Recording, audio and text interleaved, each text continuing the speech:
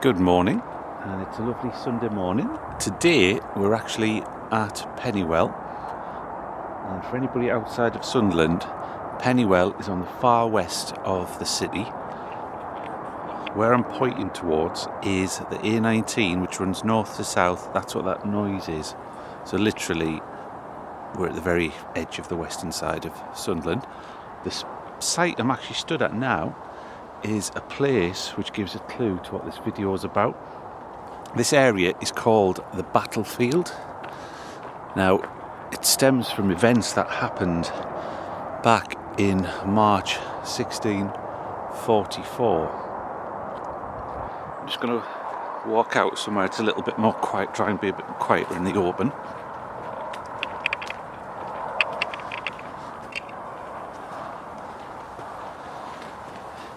In March 1644, a large Scottish army arrived in Bishop Wearmouth / Sunderland.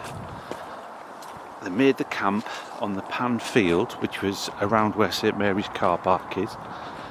It was protected by the cliffs on one side, and the reason the Scottish Covenanting army was here was because we were in the middle of the English Civil War, or the Civil War, or as I like to call it, and a lot of people call it now, the War of the Three Kingdoms. The best book about the War of the Three Kingdoms is probably the Trevor Royals, which goes into great detail about the events that took place across England, Scotland, Wales and Ireland.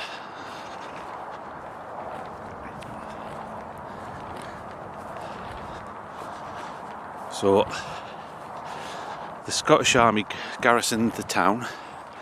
There was some stationed on Humbledon Hill because it was a good lookout.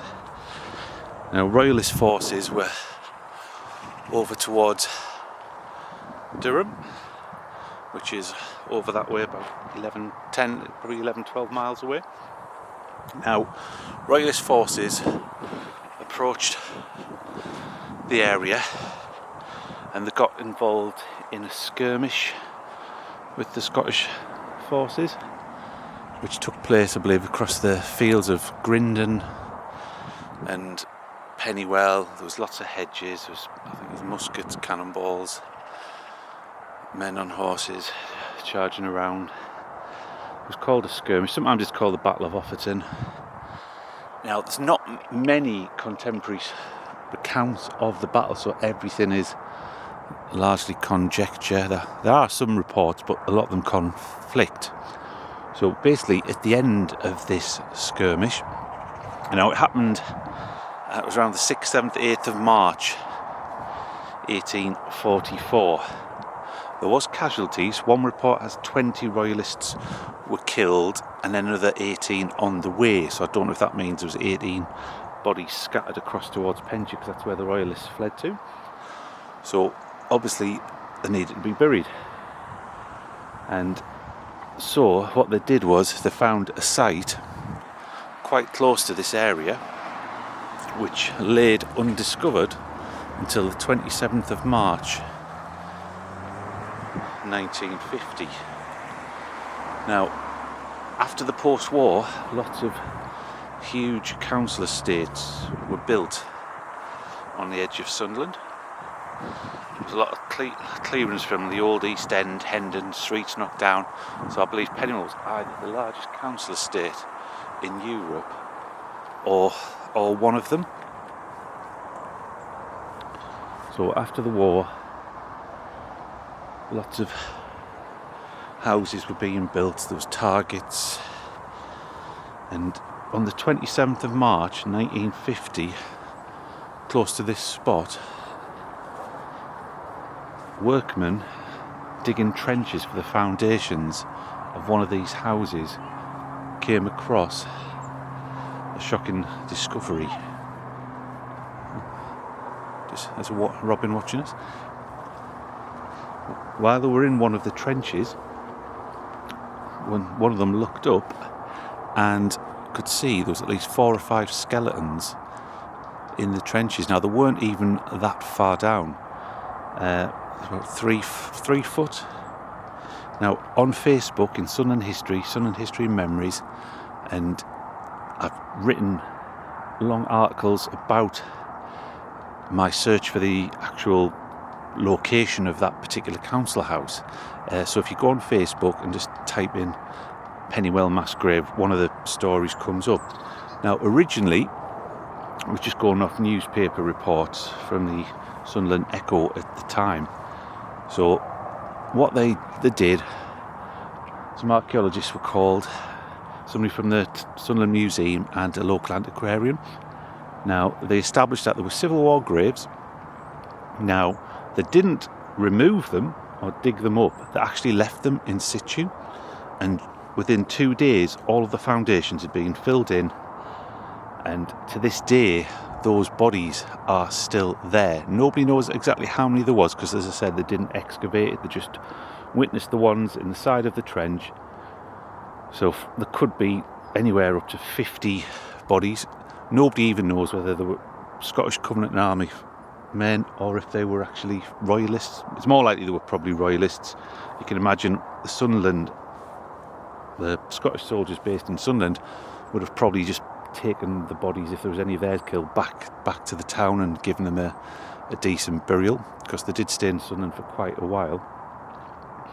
There's interesting reports of when the Scottish arrived in Sunderland. Apparently they all marched down what was Hilton Lane past the Willow Pond, and they used to drink in an old inn on Crowtree Lane when they were in the town.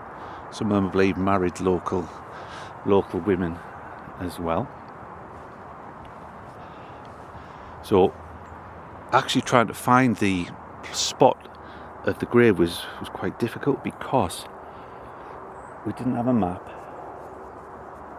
and reports, obviously because that part of Pennywell hadn't been built, the streets didn't have a name. But thanks to Bill at Sunderland Antiquarians, they actually had some maps, because a local historian called J.G. Hayden, who was from Oxford Road in Pallion, he turned up on his own accord and actually did a plot of the site with the foundations, where bits of bodies were found, also the direction whether it was west facing and so on.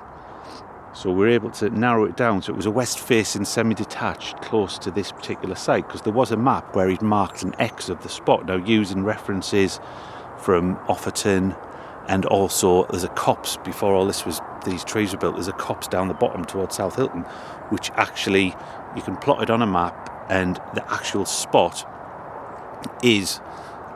matches up with one of there's only 2 semi-detached houses. It could have been in Pennywell, and it actually matches up exactly on that location. Now, I have got maps of those on those Facebook stories that I've done, and in a moment we're going to have a walk around to the actual site. And on the actual plan of the house, you can actually see a lot of it covers the living room of these 2 semi-detached houses. So these men and the skeletons have lain there for nearly 400 years in 20 years' time. And so there's at least 5. I reckon there'll be about 20, 30, because it's when they were doing the foundations, obviously they don't dig the whole space up, so there could have been more in the mass grave. Now, one of the reasons why they weren't buried that deep was because it was a cold March that year. So as you can imagine, the poor guys who had to dig these graves with pickaxes, and if they were lucky a shovel and so on, it would have been hard work, so they weren't going to go too far down.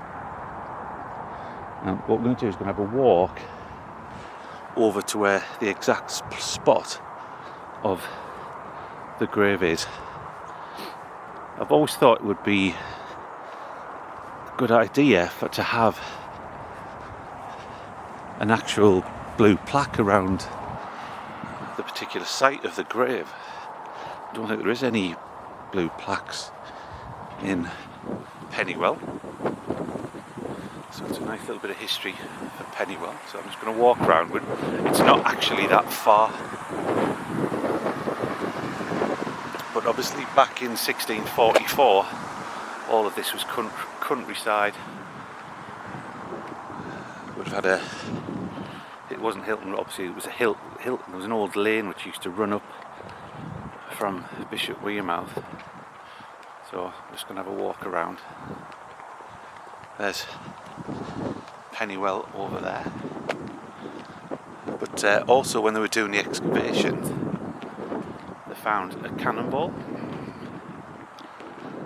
That was at another site close by, because as I said, it was a skirmish. It went across quite a large area. As you can see, Humbledon Hill must be probably 2 miles away, going backwards and forwards. We're not that far. It's just round the corner.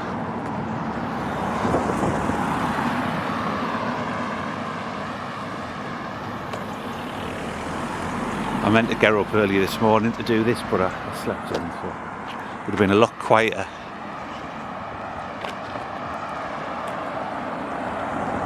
So there we are. That's the battlefield. And we're just going into Penistone Road.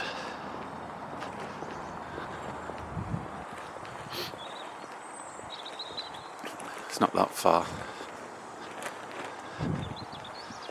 So this first set of semis, that was the only property potentially it could have been. But with those angles on the map and everything measured out, because the other clues it had a bay window.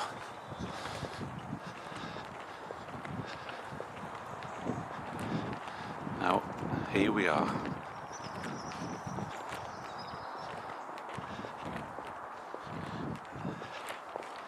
This is the location of the Pennywell mass grave. It's under that particular semi. Most of it's toward the foundations. They found the bodies were where those bay windows are at the front of that house. Now this piece of land has never been built on. Now on the map that J.G. Hayden done, there were some he'd done a key of what bones were found where.